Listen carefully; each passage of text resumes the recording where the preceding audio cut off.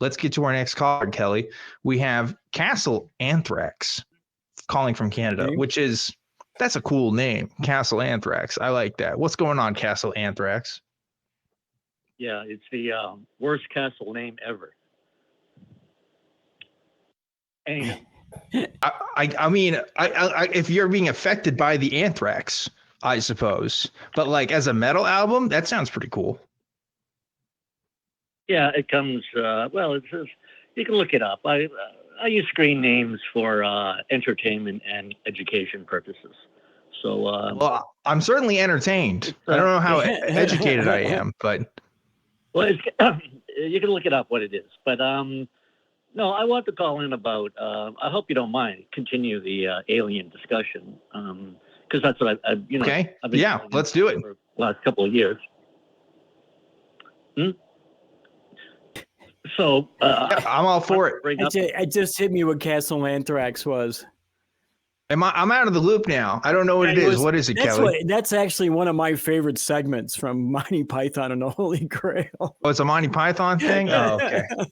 It just hit me. Oh, yeah, duh. Dang. Well, I missed out on that. Anyway, yeah, so tell me what you want to call about. Well, a long time ago, or a while back anyways, I talked about Neil Armstrong and that kind of cryptic remark that he made at the 25th anniversary of the Apollo landing, when he said,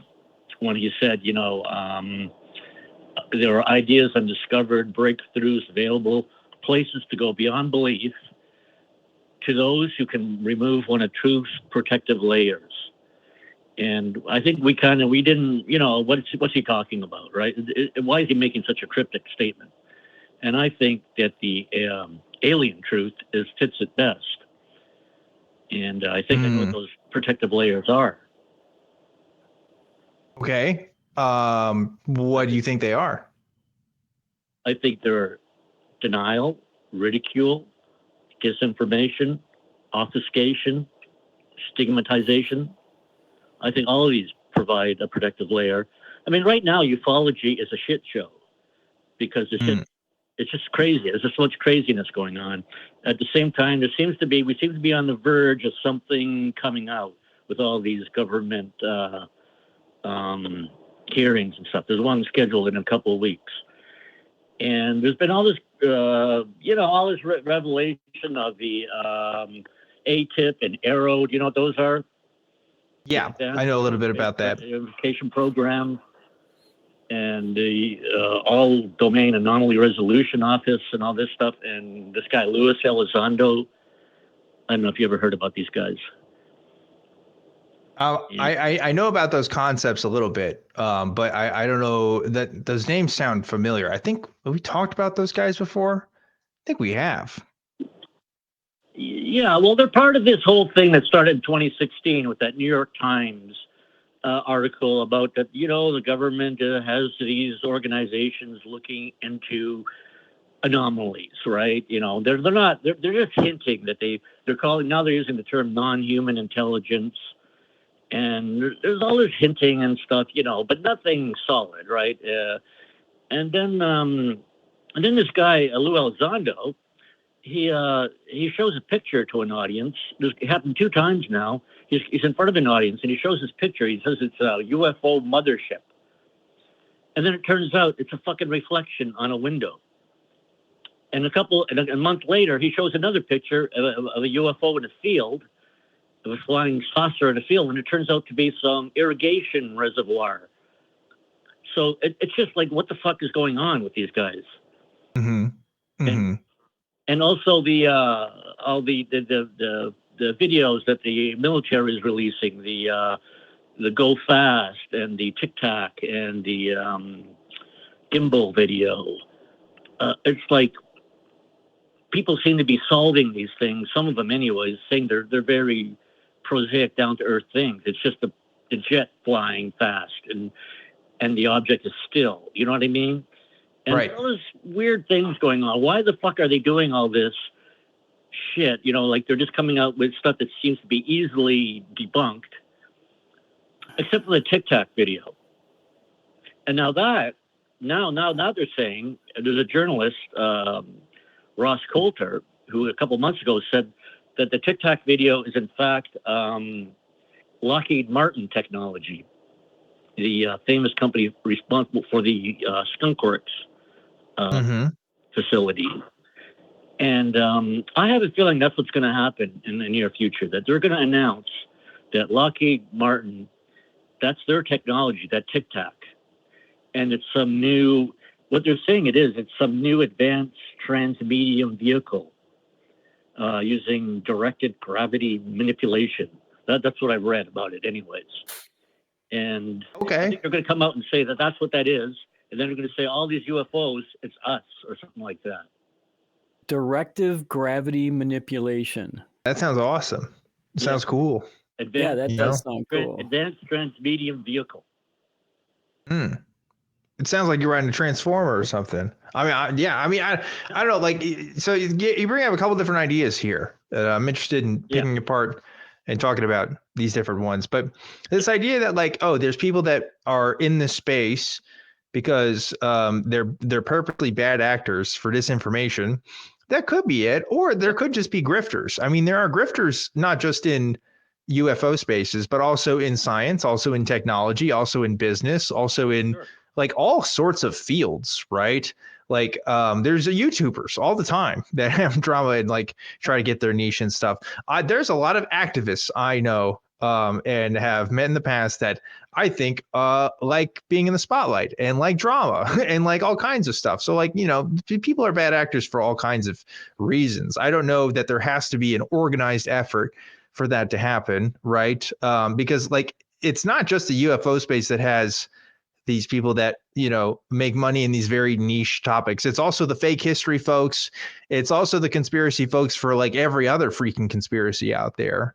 Right. So like I'm sympathetic to this idea that like, oh, people look bad in this space and therefore it has to be something greater. Like, I don't know, that to me, it doesn't have to be like that. It can just be explained by, oh, well, people are taking advantage of this market opportunity. It's really what it is, whether consciously or unconsciously.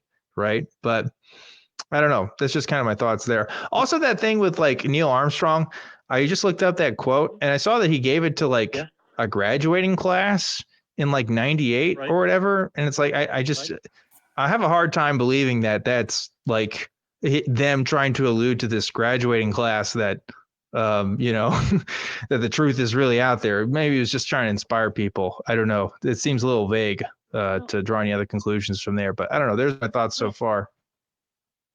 No, I agree, but I just think that it was also the 25th anniversary of the Apollo landing, so it was an important event, and he seemed quite emotional when he was on stage. I mean, he wasn't a great public speaker, anyways. He was a kind of a reclusive guy, anyways.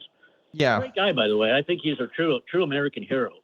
So I don't want to sound like I'm putting him down in any way. I think what he did was amazing when he landed the Eagle on the moon. I think if anyone else had tried to do it, I think they would have crashed.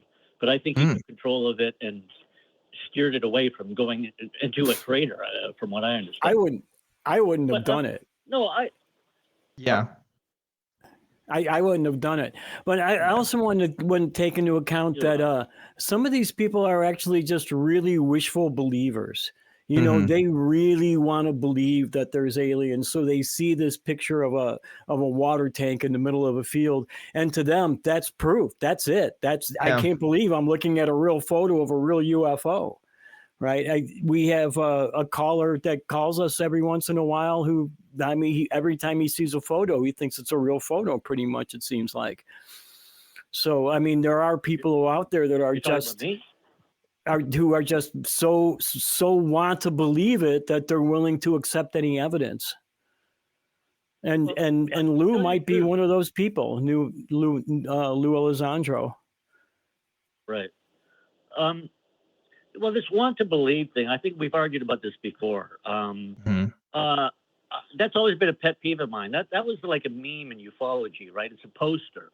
There's a famous poster of a UFO, and then with the heading, "I want to believe." And I've always really hated that because I don't think it's a matter of wanting to. Like, I mean, it is for some people. I agree, but for me, it's definitely not. I want the truth. I want to believe in the truth, and that's the battle I think I'm having with you guys.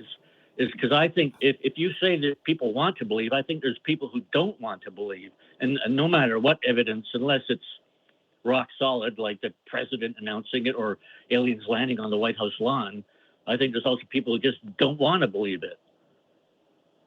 Like Dan. I'm out on it right now. I'm still waiting to see evidence one way or the other. I just haven't seen it. I haven't seen concrete evidence one way or the other. Yeah. So this is a thing too, where like, you know, with aliens, that will eventually become so self-evident, like you would be crazy to deny it, right? Like at some point, Right. it's just like, I don't know. It's like, what if I said that like cell phone towers aren't real or something, or like cell phone technology isn't real? I would be a lunatic because so many people have cell phones. You can demonstrate that. It's just, it's so aware in the public consciousness. And like aliens should be that kind of event. Like it should eventually not become just something from a secret society of people knowing to like something that becomes so inarguable, like you would be foolish not to, like, because, you know, it's an entire civilization of beings, like that it should become more evident than whatever we have now for it. So I think it's always going to be this I want to believe sort of mentality with a lot of people, because you kind of have to, for a lot of people, you have to want it in order to accept the evidence that's there. At least from my perspective. Well, I mentioned before to you the UFO researcher Jacques Vallée, who's been around forever in ufology. He goes way back to, the Close Encounters movie and J. Allen Hynek, people like that, right? And Vallée's always been very interesting views on it. And he way back in the 70s, he kind of rejected the alien theory about UFOs. And he just thought it didn't make sense the way they were acting and stuff like that. And he believes it's more.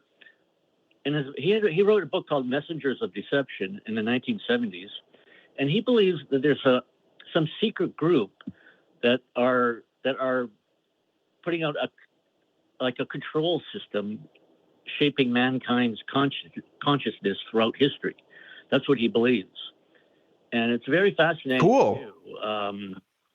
But why should I believe it? Why should anybody believe that? That it's a secret group? Yeah.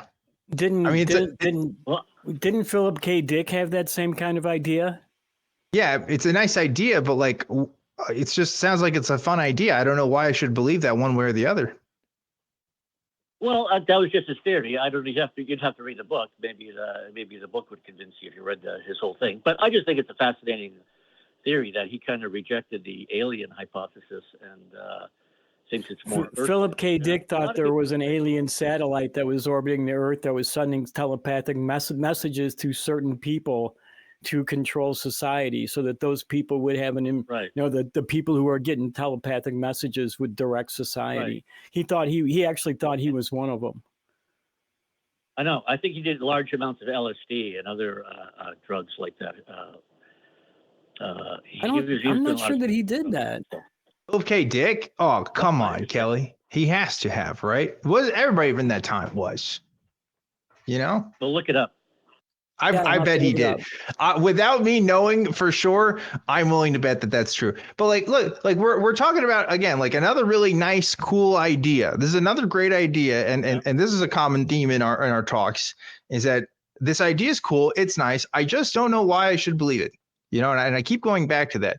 I mean, you're telling me, oh, I should read this book to like get some information about it. But like, you should be able to tell me why I should be able to believe it, right? Like if I'm talking to somebody about climate change, because a lot of people don't believe in climate change, I should be able to cite, so if I'm confident enough in me arguing about it, like I should be able to cite sources. I should be able to cite not just concepts, but evidence of these concepts and how we understand these concepts, you know, and with the ufology stuff, it always comes from, well, here's an idea for some civilization, or here's a thing that happened in Roswell. Maybe this is what happened with it. Or here's some people that make some comments and maybe that could be tied to some group. I don't know. It's always tenuous. It's not really conclusive in any one way or another. And it feels like it's always going to have to be that way if we're talking about something that ultimately isn't true, right? Well, yeah, or ultimately it is true, and it's alien, and like I said, there's reasons to keep it secret. If like I pointed to you that Brookings Institute study about about when we started the space program, and they look at the implications of our first steps into space, and one of the questions that came up in their study, it's called the Proposed Studies on the Implications of Peaceful Space Activities for Human Affairs. And that's the thing. I mentioned this before. They said there's one line in it where they say, societies sure of themselves in their own place in the universe have disintegrated when confronted by a superior society. So that, it's a serious thought that if mixing with an advanced society, what that would do to our civilization. Like if we found a ancient tribe in some jungle region in the earth, who were Stone Age, who were like haven't changed in 3,000 years, we wouldn't go in there and start handing them out iPhones and whatever. You know what I mean? We just go down and we just cut down their forests.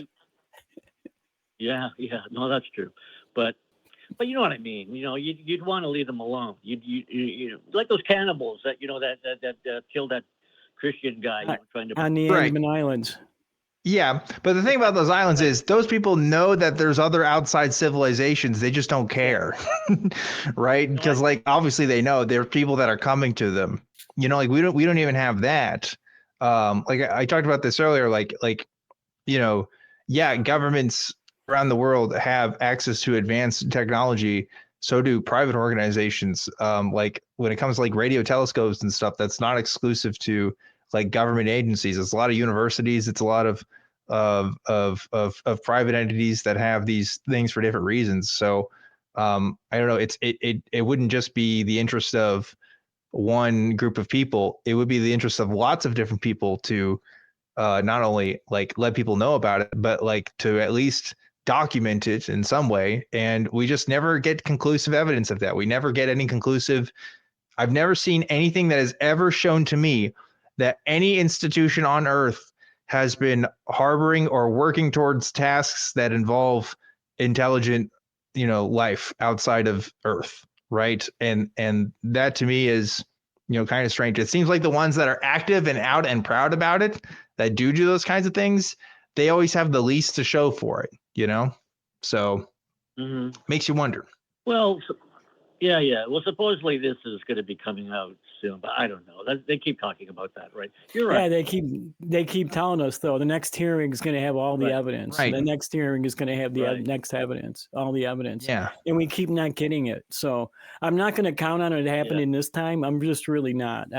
I would love to see it. Believe me, I would love to see proof of aliens. I really, really would.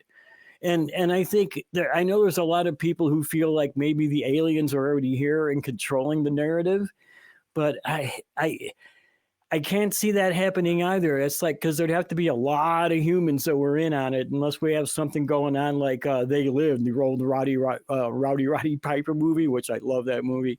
But without something like that happening, there's got to be a ton, thousands of humans involved.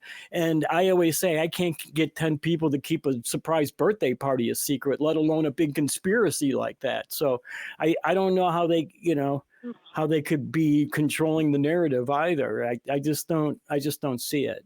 Or at least have some consistency, because there are people that come out every once in a while that are like, oh yeah, I used to work at Area 51, but the stories never line up with any of these guys. I don't know. Right. Well, I mean, the other week, someone called in about Mars, and they talked about that. Remember about a nuclear war on Mars or something like that? Yep. Do you remember? Yep. Yeah.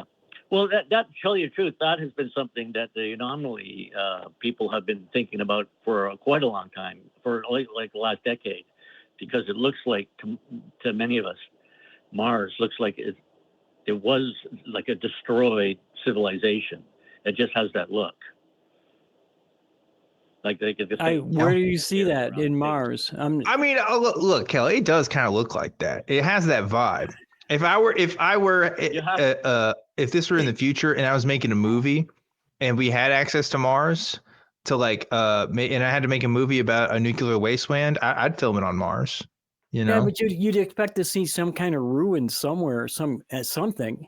Well, you know, maybe. It depends on how long ago it was and what the structures are, right? I suppose. Well, I think but you got to remember too that Mars doesn't have an atmosphere, so things don't deteriorate the way they would here. Right. And why don't they have an atmosphere, Kelly? It's because they nuked it out of existence. There you go. Okay. Well, there is a lot of scientific pushback on the nuclear war on Mars theory. So there's only like one guy who believes that. Yeah, I mean, obviously it's not popular. And I actually looked into it quite a bit, and the area shows a lot of volcanic activity. One of the things we do know about pegmatites, which is a rock that forms when lava cools at a slow rate.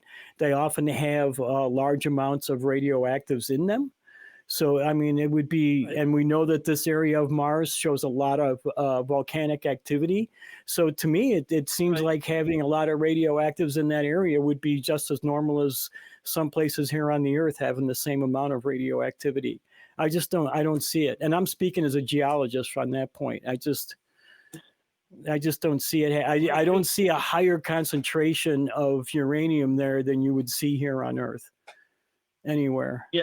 No, I didn't mean to say that I believe that. I'm just saying. Oh, yeah. Okay. Cool. There was something. It looks like some calamity happened. Maybe it was a volcanic calamity or something like that. I just think my understanding is that Mars used to be a like Earth-like planet, and I think. I don't know if we can say it was Earth-like, but we're pretty sure it had water on it at one time. Yeah.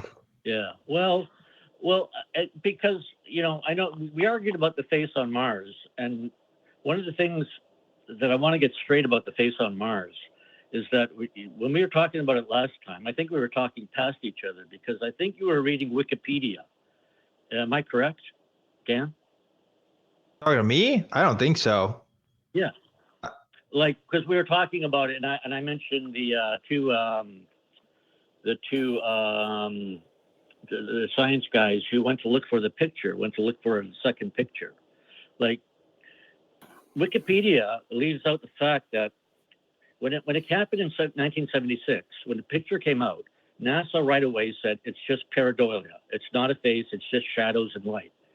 And then they actually announced that they had a second picture that shows that there's nothing there. And that's all. Yeah. We talked about this, and then for some reason they didn't release that picture, but the other pictures got released over time because there was no picture. No, there was no picture. There was no. They were lying. They were lying because it was the two scientists. I forget the names again. I got it in the book. See, I have a book from 1991 about it, and Vincent. No, it's got to be true. And Gregory Molinar. And these guys went and looked in the files, and they found it misfiled, but they found a face. They found a second face. So NASA totally lied about it. So that's all the point I really want to make is that NASA. I have every reason not to trust NASA. Yeah. Well, no. See, okay. Now I'm going to Wikipedia, and I'm saying that they did say a second image also shows the face, and the latter discovery was made by NASA on it. So it looks like they're saying that they did release a picture here. So I don't know. No. I haven't seen anything about what you're saying. But it doesn't matter. I mean, we're really getting a conversation that we already had previously. The point is more people than just NASA have looked at that, right? Like it's not just a thing coming from NASA. Like there's other people that have looked at that specific spot and have done work with that. So I don't even know what the point is. I think it's just a pretty obvious fact that it's just an optical illusion at this point, unless you're seriously arguing that it's not, and that it's been a cover of this entire time, and it absolutely is a remnant of some civilization. Yes, I am. Yeah, for sure. So you think it's a big geoglyph? But the mesa around the head is perfect. Like it makes a perfect head shape, and it makes a perfect head piece like that. Like in the Egyptian pharaoh, what's the thing in front of the pyramid? The Sphinx. It's got that headpiece, and that the face of Mars also has the perfect headpiece. But I want you to think about one other thing about that, though. Just one. Make this point. Okay, last thing here, then we got to wrap it up. Go ahead. Okay, in stadiums when they have people in certain areas, they give them cards. They give them these big pieces of cardboard, and they hold it up. And when you look from a distance, it makes a face, right? Or a picture of something, right? You know what I mean? Okay, yeah. They give it. But you only have to see it you have to take an aerial shot to see it. If you're close up to it, you don't see anything. It's just a bunch of squares. So my point is maybe that's exactly what it was. It was just to make a face, like not pareidolia, but under certain conditions, a face maybe that was created that way. Like the images at Nazca. What? Like the images at Nazca. Like Peru. the Nazca lines. Like it's supposed to be seen from above. I wasn't thinking the lines themselves, but some of the human figures or the animal figures. I mean, there's over 200 figures that they found, just many in the last few years using satellite technology. Right. Yeah, something like that. Yeah, because if you go down on the ground and look at it up close, it doesn't look like an animal, of course, but you can only see it from the sky. So I think maybe it was done that way on purpose. Okay. Anyway. Well, I guess that's cool. I guess like it's just weird that they kept making. So I guess the first one they released, that one was legit. But every other image they've released about this thing since then is a fake, because it's convenient for a cover up, I guess. What do you think the purpose would have been? Well, wait, no. He says he doesn't think that. I want to clarify. That's not what you think? No, I'm saying that this new picture, the one with the better quality picture, whatever, that supposedly debunks it. I'm just saying maybe that it was constructed that way for a distance. When you look at it at a distance, it creates a face. But when you see it clearly up close, it's not a face. It has to be seen from a distance. I'm looking at this one captured by the Mars Global Surveyor in 2001. It doesn't even look like it's constructed. It just looks like it's just a mountain. Like it just looks like it's a formation. I don't even know why I should believe that it's constructed in the first place with this. Well, and the mesa around it is a perfect U shape.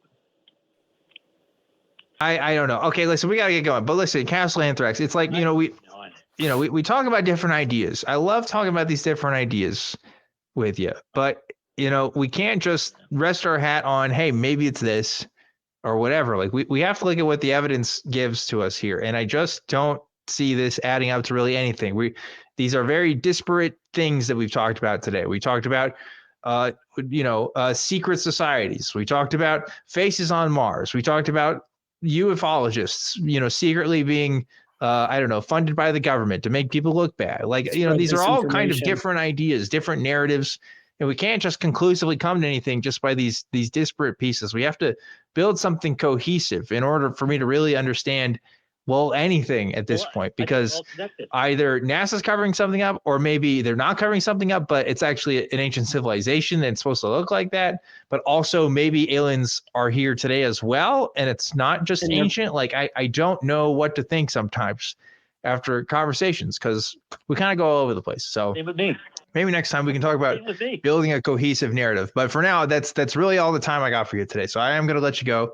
I do appreciate you calling in, and I hope to hear from you at a different time. Thanks so much, and have a great weekend.